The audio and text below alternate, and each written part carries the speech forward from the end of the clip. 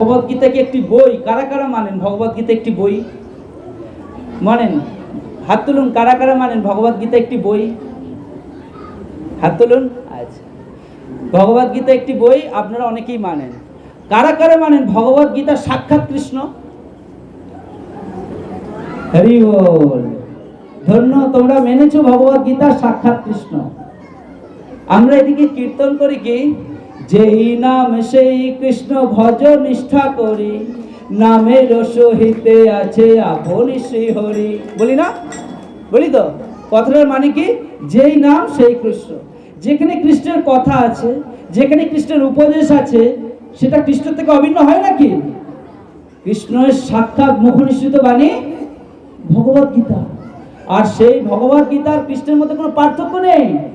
তাই গীতা কোনো বই না, গীতা সাক্ষাৎ কৃষ্ণ। কৃষ্ণ আর কৃষ্ণের কথার মধ্যে কোনো পার্থক্য আছে? আমি আছি বলেই তো আমার কথা আছে না?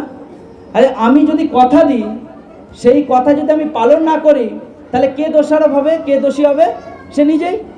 ঠিক তাই আমি আর আমার কথার মধ্যে যেমন কোনো পার্থক্য নেই, ঠিক সেরকম কৃষ্ণ আর গীতার মধ্যে কোনো পার্থক্য নেই। কারণ স্বয়ং কৃষ্ণ নিজের মুখে গীতা বলেছেন।